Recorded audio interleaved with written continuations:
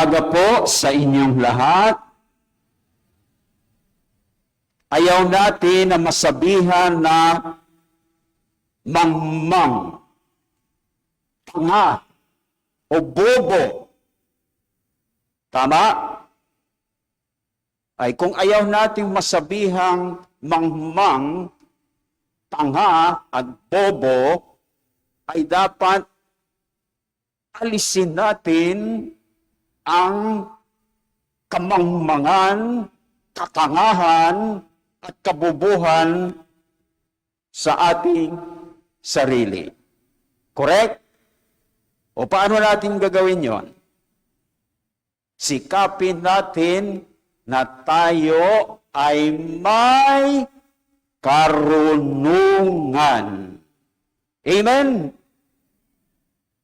Ngayon, isa sa mga aral na ating matutunan o natutunan na sa mga pagbasa ngayong ika-28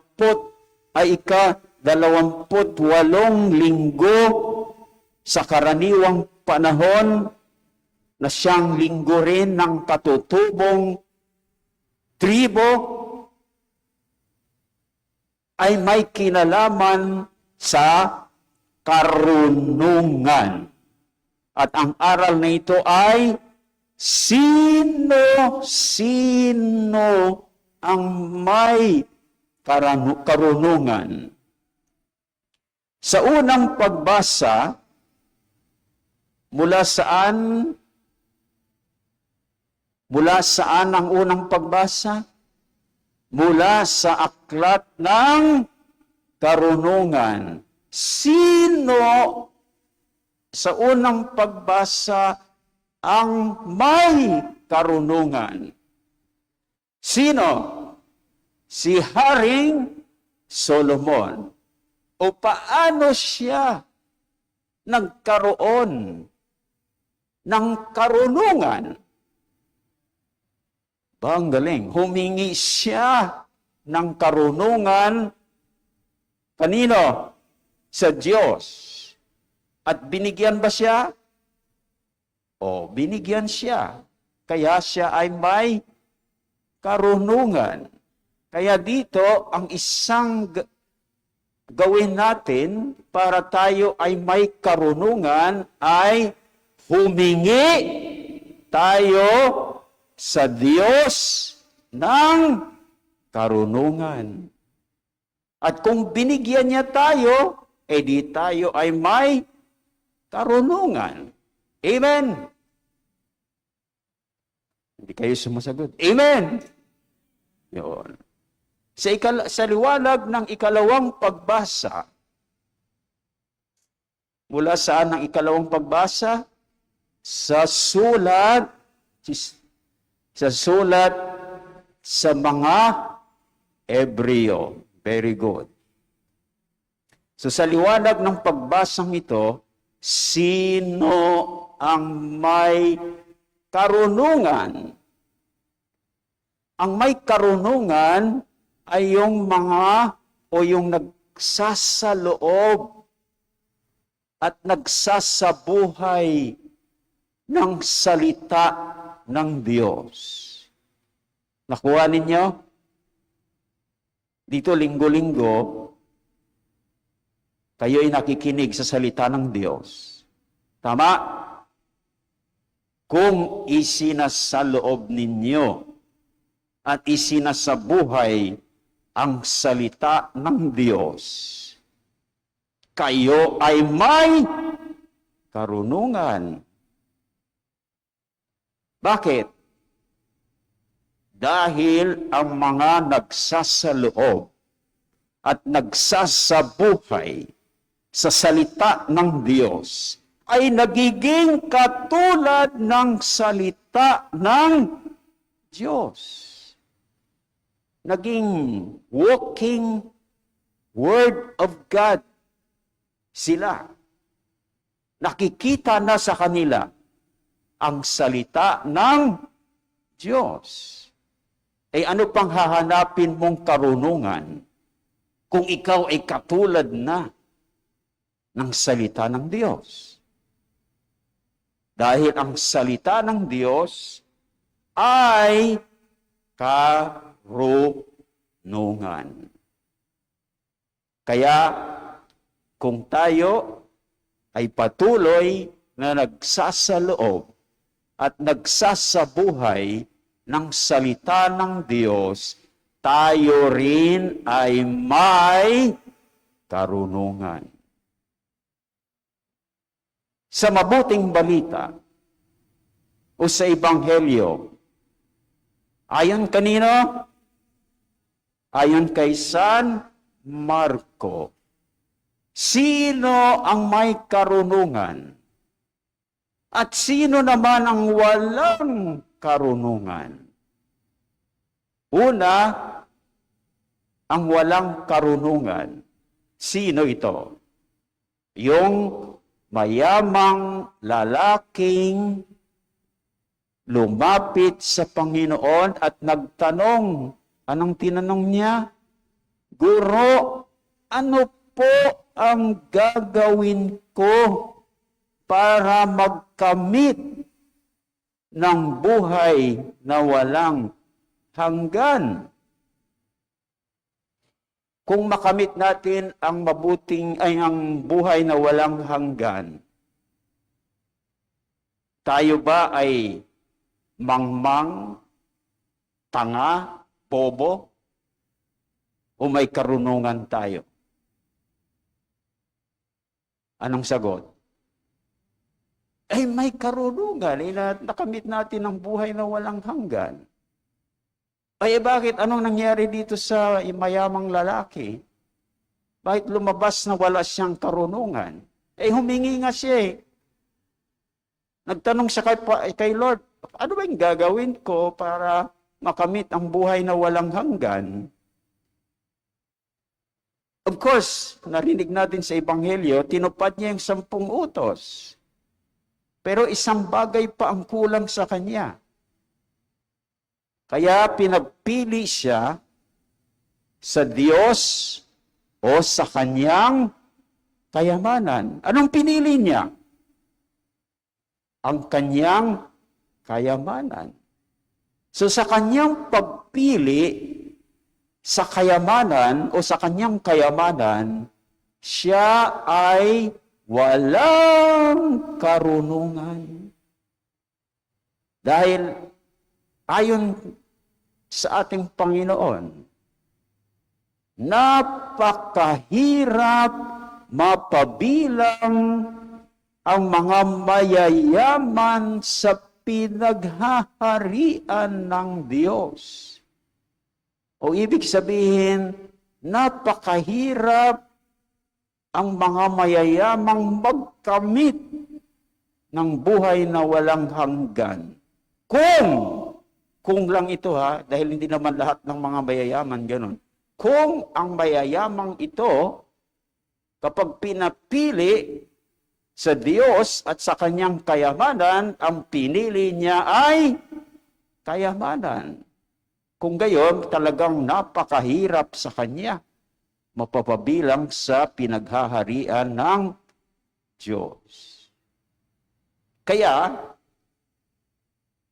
kapag sa kayamanan at sa Diyos, tayo ay pinapili at ang pinili natin ay ang Diyos, tayo ba ay mangmang, tanga, bobo, o may karunungan? Anong sagot?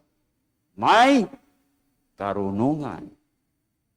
O sino naman kung ang mayamang lalaki ay walang karunungan, sino naman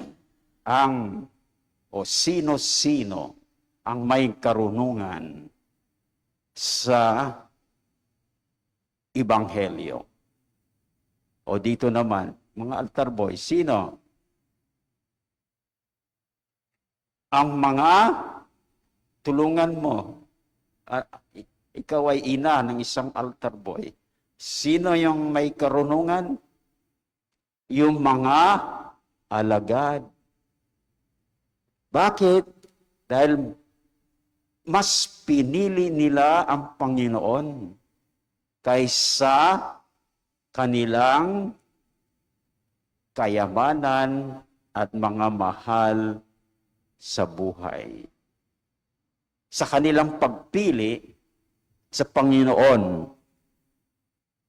nakalimutan ko yung at sa mabuting balita, sila ay may karunungan dahil sinabi ng ating Panginoon, ang sino mang mag-iwan ng kayamanan at mga mahal sa buhay dahil sa akin at sa mabuting balita ay tatanggap ng makasandaang ibayo sa buhay na ito at sa kabilang buhay magkakaroon sila ng buhay na walang hanggan.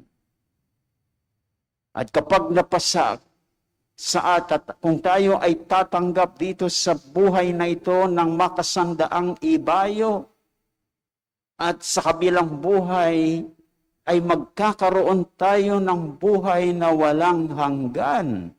Maliwanag na tayo ay may karunungan. So, alam na po natin mga kapatid, kung sino-sino ang may karunungan. Pero idadagdag pala natin sa liwanag ng ating ipinagdiriwang ngayong linggo ng katutribong katutubo, tayo rin ay may karunungan. Paano? Kung tayo ay may pangangalaga, hindi natin sinisira ang kanilang buhay, tayo ay may pangangalaga sa kanila dahil taglay nila ang malawak na karunungan tungkol sa kaugnayan ng tao at kalikasan sa tao. Yung tinatawag nating ecology. Hindi po ba? Pangangalaga ng kalikasan. Naku, number 1 sila po diyan.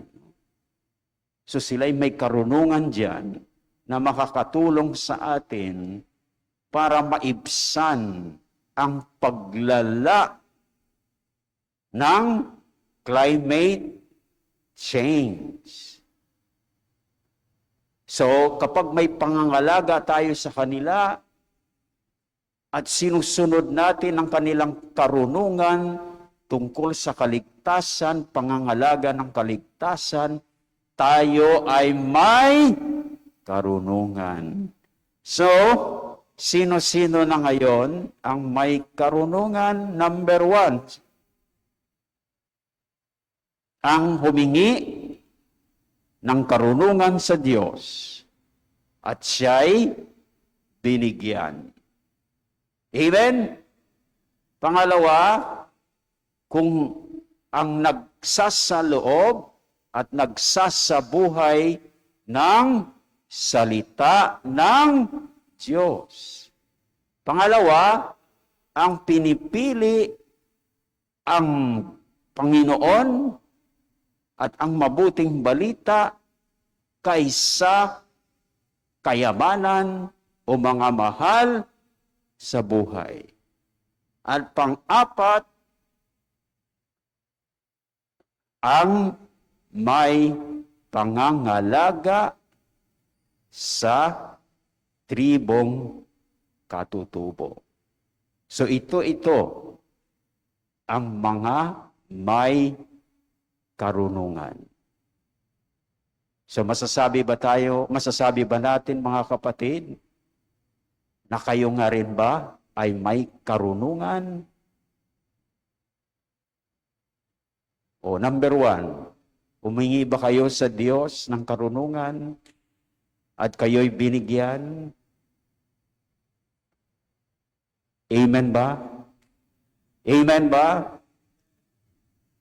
Pangalawa, kayo ba ay nagsasaloob at nagsasabuhay ng salita ng Diyos na inyong naririnig linggo-linggo? Amen po ba? At kayo, kung pagpipiliin kayo sa Panginoon at sa inyong kayamanan at mahal sa buhay, pipiliin ba ninyo ang Diyos? Amen ba? At kayo ba'y may pangangalaga sa tribong katutubo? Amen po ba? O amen daw eh. So kung taglay natin ang 4 na ito, tayo ay hindi mangmang, tanga, o bobo, bagkus. Tayo ay may karunungan. Amen.